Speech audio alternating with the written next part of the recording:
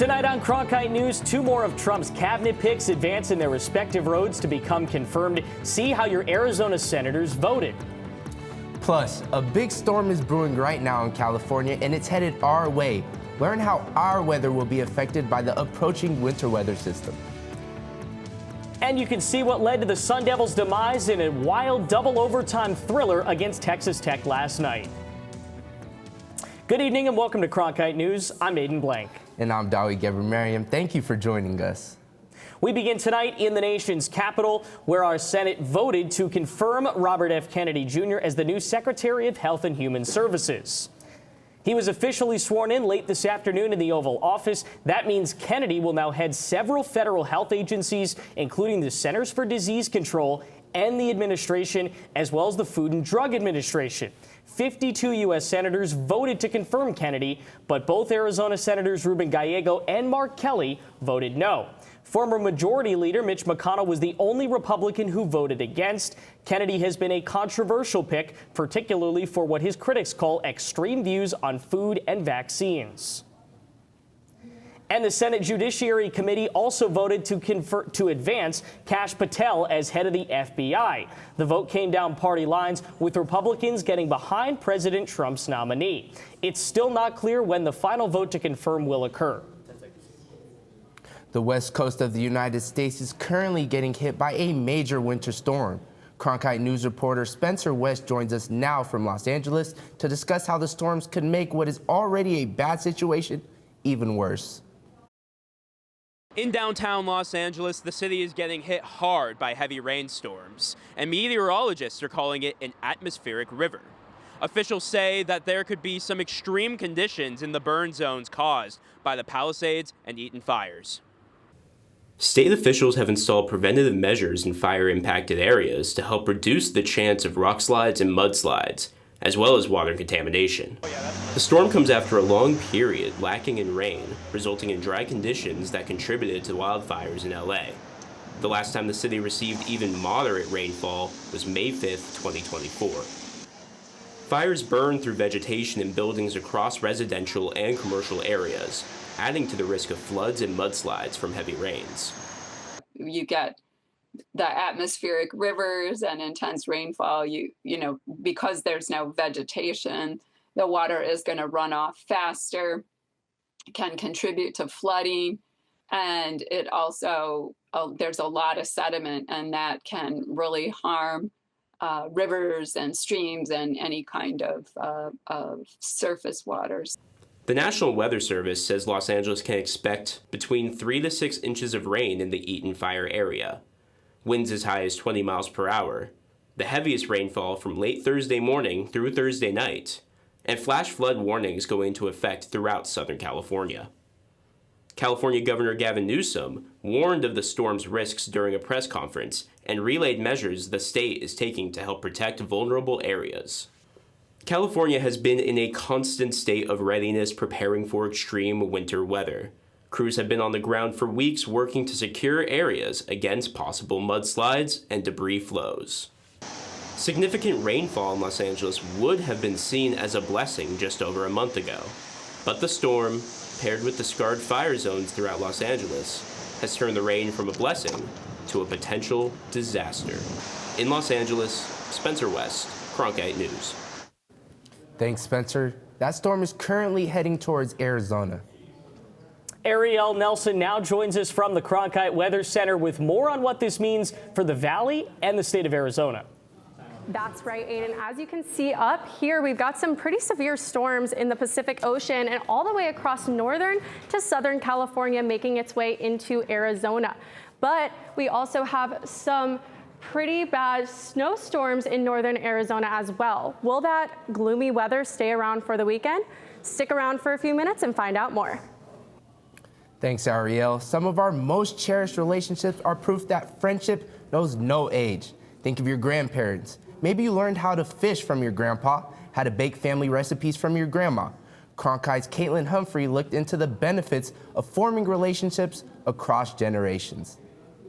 Intergenerational relationships are crucial not just for older generations, but for younger ones as well. There's actually programs across the state of Arizona that make those connections possible. Whether you need advice from someone a bit older and wiser, or a friend to lean on during hard times, you might find it at the Friendship Bench program at Arizona State University. Organizations like this and Generations United make it their mission to bridge the gap between generations, one relationship at a time. Intergenerational connections are so important because we all need purpose. Generations United has intergenerational mentorship programs across the country. The executive director, Donna Butts, says these age gap friendships have countless benefits for everyone. For young people, they learn that as they age, life doesn't end. And for older people, it's that knowing that they still have something to offer and that life goes on. ASU recently introduced the Friendship Bench, a collaboration with a local senior living center where residents sign up for shifts to hang out on campus and provide an ear to anyone. None of us expected the connections to be so immediate and so deep. Karshmer originally advocated for the Friendship Bench, and it has since garnered positive reactions from students and senior volunteers, all while forming lasting connections between generations. It does my heart good, and it does for Griffey, too. In Phoenix, Caitlin Humphrey, Cronkite News. Other programs through Generations United include foster grandparents, art workshops, and mentoring. ASU offers partner classes for seniors and younger students, as well as lifelong learning classes year-round. Coming up next, a lot of global news coming out of Munich, Germany this morning. Stay tuned. We'll tell you all you need to know. Plus, romance scams are very prevalent here in the Grand Canyon State. Stay tuned after the break to see how you can keep your personal information and emotional state safe and sound.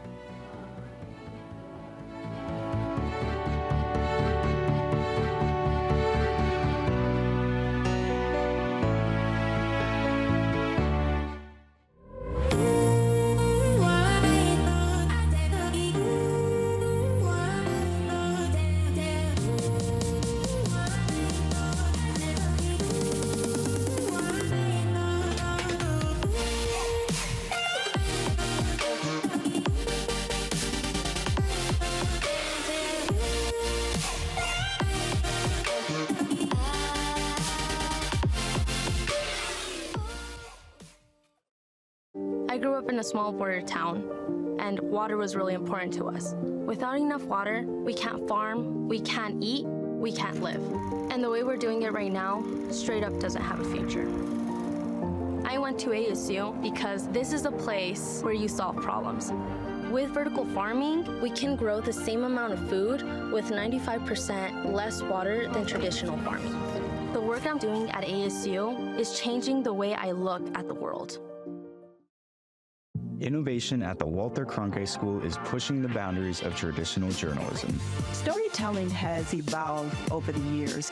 This is part of that evolution. Students in the Innovation and Entrepreneurship Lab are using emerging technology to create scenes in augmented and virtual reality, coding playable games, and bringing the audience into the story. They're only limited by their imagination and their willingness to learn. Find out more at cronkite.asu.edu. Officials are saying that at least 30 people were injured in Munich, Germany this morning after a car drove into a crowd of demonstrators near the site of a high-level security conference. Tomorrow, public figures such as Ukrainian President Zelensky and U.S. Vice President J.D. Vance are set to attend the conference. German officials have detained the man they say is responsible and believe he targeted the protests randomly. Munich is J.D. Vance's second stop on his European tour after arriving in the city this morning. He spent the day visiting the site of the former Dachau concentration camp just outside the city. He then spoke alongside his wife and a Holocaust survivor about what it was like for him to be standing at the former site of a former concentration camp. I write a lot about the Holocaust in books, but being here and seeing it up close in person really drives home what unspeakable evil was committed and why we should be committed to ensuring that it never happens again. This is Vance's final stop on his European trip, aimed at attempting to make strides on opposing AI regulation and working towards ending the Russia-Ukrainian war. A woman in California is suing Disney parks and resorts because of recent changes to their disability accommodations. Disney announced last year that they would be making changes to the Disability Access Service Pass at Walt Disney World and Disneyland.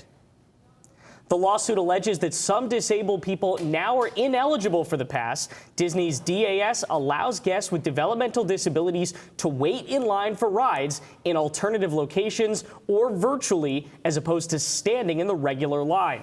The plaintiff alleges that she applied for the DAS pass due to her physical disability, but was rejected due to the new restrictions. Disney representatives issued a statement saying the class action suit is, quote, without merit. Valentine's Day is almost here, and unfortunately, a growing number of people are falling victim to romance scams that not only wreck them financially, but emotionally. Reporter Charlie Vicario tells us more about the scammers' tactics and how we can protect ourselves.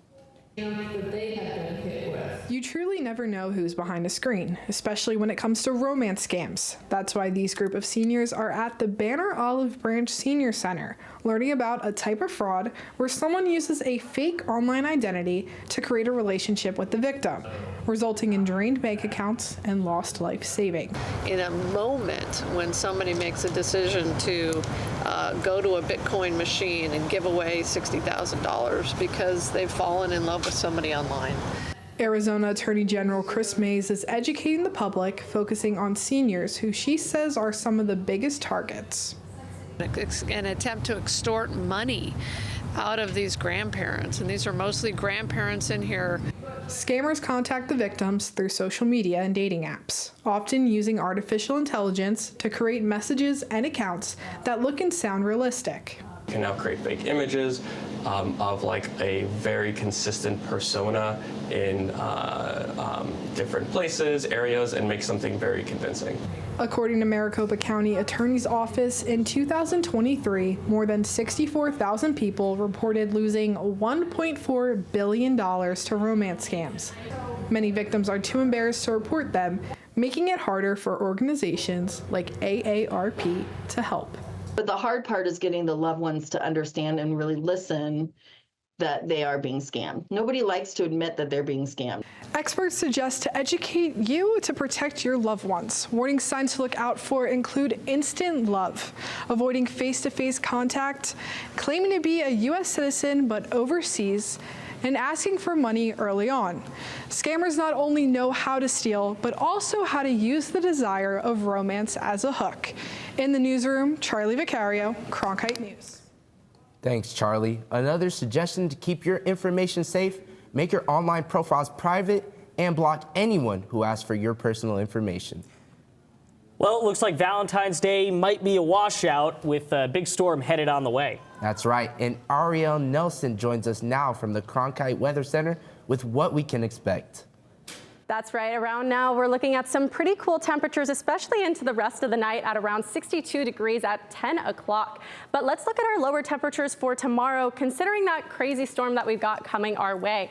23 degrees in Window Rock for a low, 30 degrees in Payson, 44 in Casa Grande, and 48 degrees in Phoenix. Now let's take a look at some of those warmer temperatures across Arizona for tomorrow as well. It's going to be a pretty interesting day depending on where you're at. 36 degrees in Flagstaff, 71 in Phoenix. But take a look here at the western part of Arizona. We've got some of those high temperatures in the 70s. Making our way to look at that future cast that we've all been wondering about. Let's see what's going on with that storm. As you can see, we've got that snow and the rain traveling from Flagstaff, making its way from Southern California all the way into New Mexico. And probably throughout the rest of the weekend, we're going to see some clearer skies. And by Sunday, maybe some clouds, but no more rain for the weekend. Moving on to our forecast for any of my Valentine's Day sun lovers. Unfortunately, we're going to be seeing some clouds tomorrow with a high of 70 degrees and a low of 56 degrees. But Saturday and Sunday will probably warm up for the rest of the weekend and making our way into the rest of next week. Monday, a high of 78 degrees, and by Thursday and Friday, a high of 81 degrees with lows in the low 50s to the high 40s. With the Cronkite Weather Center, I'm Ariel Nelson. Thanks, Ariel. We'll have tonight's Cronkite Sports Report up next. And that's right. The Suns are on a losing streak just ahead of the All-Star break.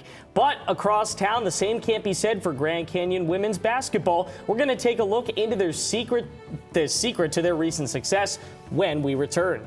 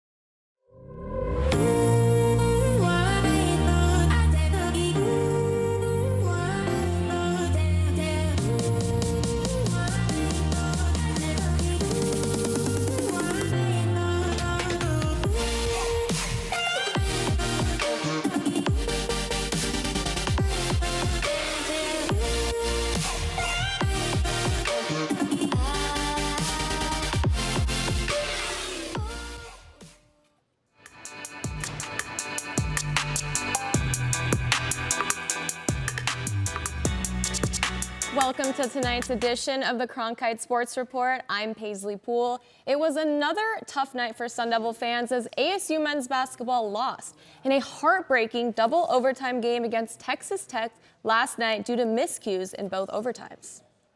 ASU had opportunities to win, but late turnovers in both overtimes hurt their chances.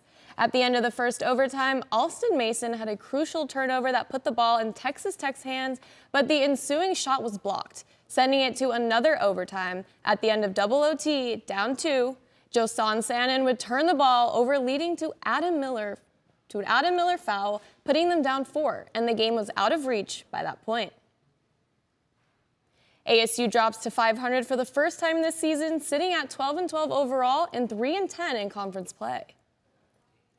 Arizona is also finding out how tough Big 12 play can be after their loss to K-State this week. Coming up, they have a huge showdown in Tucson against number 6 Houston. The Cougars come to Tucson Saturday with a 12-1 record, good for first place in the Big 12. So what's at stake for the Wildcats? A claim of that top spot at 11-2. Arizona could take a share of the lead with the win. They really need that cushion as they still have Iowa State and Kansas on the slate to finish their regular season. Speaking of Houston, the Rockets got the better of the Suns last night as Phoenix loses their 3rd straight in their last game before the NBA All-Star break.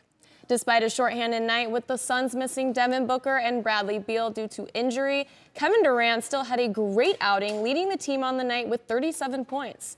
The Suns, however, could not overcome turnovers down the stretch, with Houston scoring 25 points off of the Suns' 17 total turnovers. Head coach Mike Budenholzer is certainly aware of the issues facing the team moving forward. Yeah, I mean, we got to come out of the break and we got work to do. You just gotta kind of embrace it. And, I think we've got a good team, we've got good players. After the break, the Suns resume play in San Antonio a week from today. Grand Canyon women's basketball has been putting their name on the map this season as the Lopes have won 20 games in a row. Cronkite News reporter John Kinney has more on the long win streak. Grand Canyon women's basketball is one of the hottest teams in women's college basketball this season. The Lopes' 20-game winning streak is second behind the UCLA Bruins streak of 23 games. The veteran group is led by several key players, which includes graduate student Laura Erickstrip, who leads the WAG conference in field goal percentage, and senior Alyssa Dorozo-Fresquez, who leads the conference in three-point field goal percentage. I think this team, especially with our senior leadership, Tiara's been with me now for 5 years, and just to have her lead this team and show everyone what it looks like, whatever I ask of them in practice, they're willing and able to do. And I think that's a rarity at this time of year. I think teams can get bored, and I feel like we just haven't hit that spot. But no one has been with head coach Molly Miller longer than Tiara Brown, who leads the WAG conference in steals per game. In her 5 seasons at GCU, Brown appreciates her coach's mentorship. It feels natural. It feels like home. Being able to do it together with the same coach each year, I think it's a big difference. I'm glad I decided to stay here, but yeah, it feels like home. The Lopes have relied on their defense during their 20-game winning streak, with Grand Canyon leading the WAG conference in scoring defense by only giving up 55.5 points per game. A source of pride for the players. For us is like the defense, and I think that's what allows us to win, and so just to make sure that we're sharp on our defensive brand, and then the offense will come, right? But for us, it's the steals, the being fast in transition, but it's playing like composed as well. Grand Canyon will look to continue their defensive success as they try to keep the win streak alive. In Phoenix, John Kinney, Cronkite News.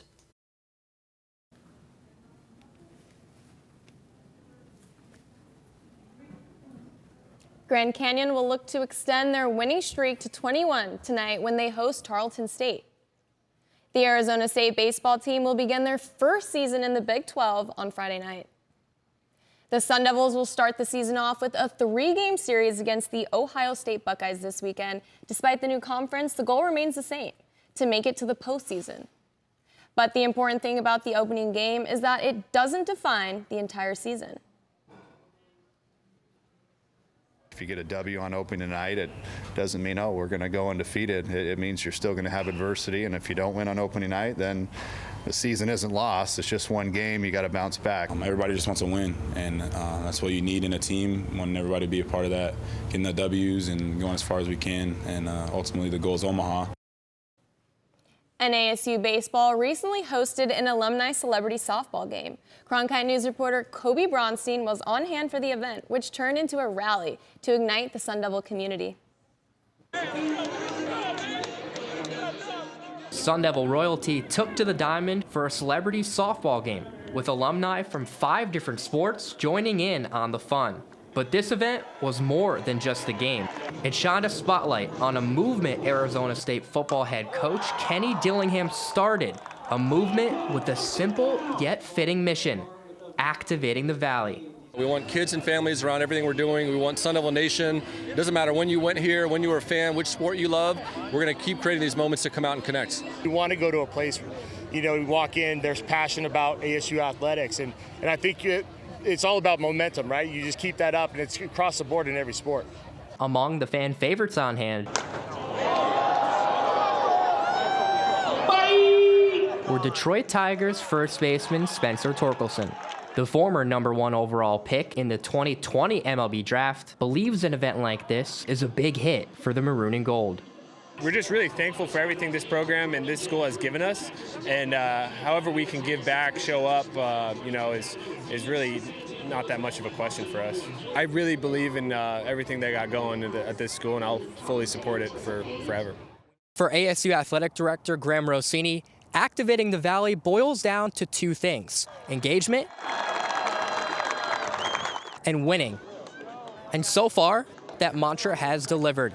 Rossini is thrilled to see the strong support from Sun Devil alumni. It's a proud day. It's proud to look around and see, Spencer Torkelson here and Ryan Bader here and DJ Foster, who had probably the MVP performance of the game. And so again, different eras, different sports represented, and it's all about the shared love of ASU and coming back together. One thing is clear: it's forks up for Sun Devil Nation as they look to hit more home runs, activating the Valley.